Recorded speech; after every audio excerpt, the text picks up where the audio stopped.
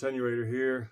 Got some comments in the YouTube video. Someone asked about the vague X in the drop-down menu from the Force, so we're going to talk about that today and some of the other options in there.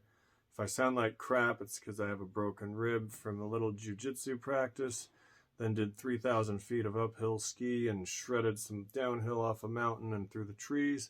Climbed my ass off today, and so I'm feeling a little toasted, so I may sound a little more monotone than normal. Thanks for putting up with me. Let's dive right in. You'll see here I've typed in, maybe not, retrospective record in the search bar up top, because that's the trigger that someone wanted to know about, the black X and white X right next to it. Figuring that was all in one command type, I typed it in and found pages 83 and 364.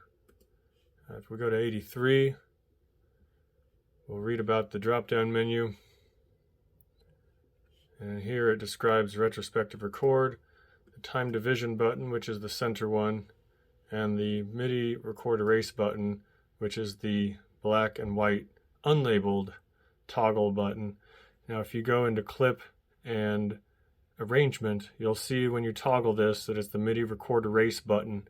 We'll go through that in just a moment here. If we hop to page 364, scroll up, it gives a little better description of everything. Really not much more description, but the important part is for the black button that the enablement, I believe that being white, is record erasing in arrange mode. When enabled, MIDI events will replace any existing events in the arrangement. When disabled, MIDI events will overdub. So if you just wanted to add a note or two to what you've already got, the overdub will do so without deleting your already existing MIDI notes in your track. Here we go, let's dive into the Force. You can see the arrangement I've got going here. This is an Alvin Luthier sample that I've put in and have started manipulation. The drums are written, but I haven't added them to the arrangement yet. We're going to pull down the drop menu for the first level, and you'll see the four basic menu items here. We've covered this in a recent video where I was unable to figure out why the mute button was recording like an automation, and if you have it in read, it will read only, and write, it will write your automations. So make note of that. It's a global thing, and watch that video. The other one is looping, whether or not you want it to loop. And you can see here I've got a loop at the end of it that begins at 97, and so if I turn looping on, it wants to stay in that, or when it gets to it and plays to the end of it, it will play from that point again at 97 onwards. We'll turn looping off for now. Momentary and learn have to do with making assignments to your knobs, and if you had an instrument open and you were assigning it, you could tell it to learn and whether or not you wanted it to override essentially, or be a momentary cue for that knob to do.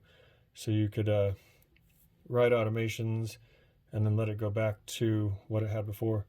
Let's pull down for a little further, and you'll see that when I turned the loop on, it jumped me to 97. I had it at 33 right about here just a little bit ago. So this is your place in the arrangement, not in your just loop playing mode when you're on the launch or matrix.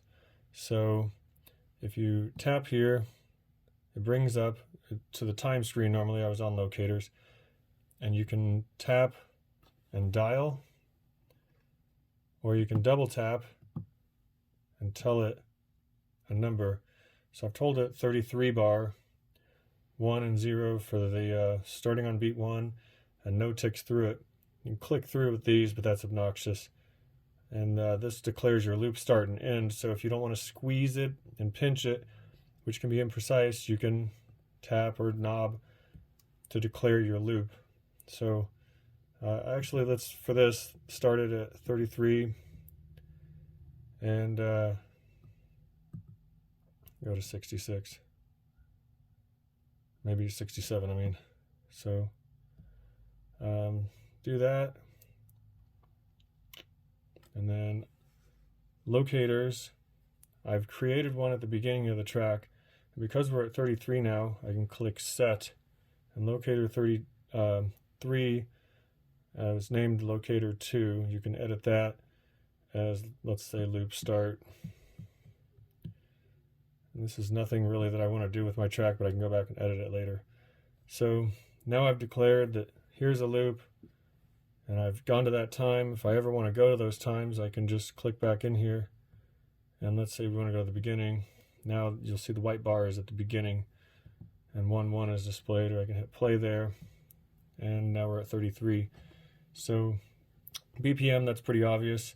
128 is always something that intrigued me, why people did that, until I just did the math of numbers of 8. It's just a multiple of 8. And so if you're doing things that have a time function, it kind of makes sense to do 128 BPM to make things simple for waves and repeating functions. Not really important. 130 is awesome. 125 is for house music. And moving on, memory and CPU, we are obviously just trying to keep things in a low amount. If things are overdone, you need to bounce your audio out to an audio track, so it's not going through each instrument and doing all the effects all at once for 8 different channels, let's say.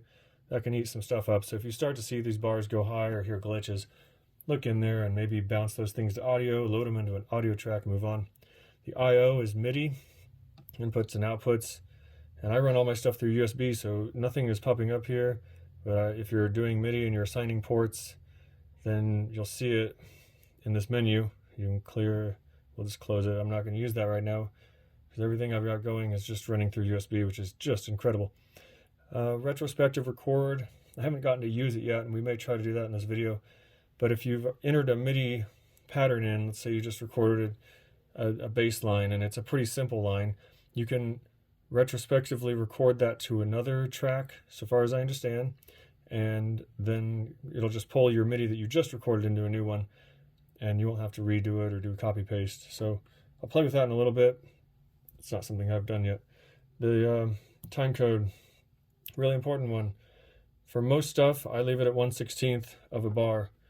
So this is the resolution at which you'll drum in your things or hit your keyboard notes and play.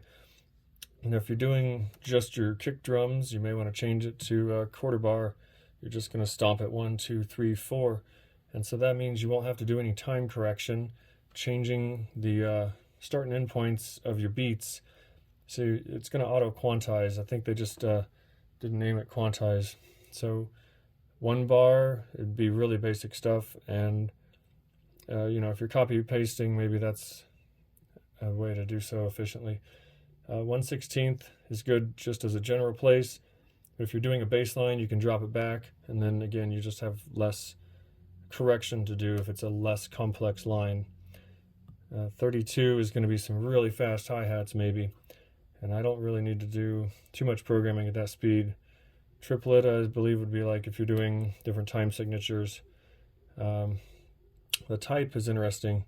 Start, end, length, and legato. So this will trigger this timing correction to move your start point to the nearest 16th of a note for what I have selected. The end point would be, it moves the end of it, regardless of where it starts. It could start halfway through a 16th, but it hits the end point at 1/16, wherever that is in your bar.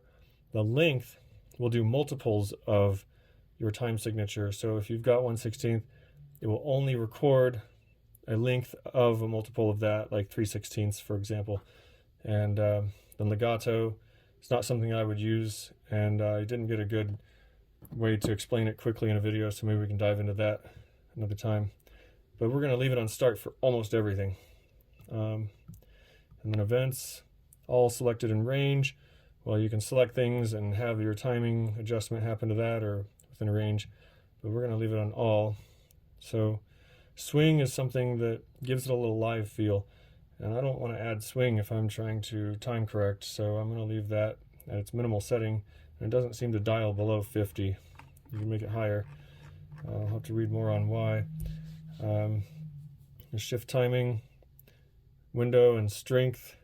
I haven't delved into yet, so we're not going to mess with those right now. Moving on. Now for the one that was asked about in the comments, the X. So if we're in Matrix, we would go Clip, and without this window down, it launches into Clip. But we're going to hit Arrange to get back to this screen. We can drag this back down and see that this button here, which isn't labeled but has plenty of space for words, is the Midi Rec Erase. And so when toggled, it does, as we spoke about on the manual, it does a replace function. And then when untoggled, it does an overdub. So if we wanted to replace this MIDI here, then we could do so now. If I was having a drum line or a synth line that I just wanted to add a note or so to, then I could untoggle it and it will overdub on top of it. So leave the original MIDI and then you can just add a note in whatever loop that is. So I'll leave it on for replace right now. And we discussed what this is in the other video. So now we can start playing with stuff and use those items and try to get a better function going on inside of the Force here. This is again global stuff and quick functions. Hope that helps. Thank you. Protenuator here. Hope you noticed I don't wave my hands around and act really annoying with my face on the screen all the time. I'm trying to make videos for you with the core content. If that's cool with you, hit like and subscribe, whichever side that's on. Just make it happen. I'll make more for you. Thank you.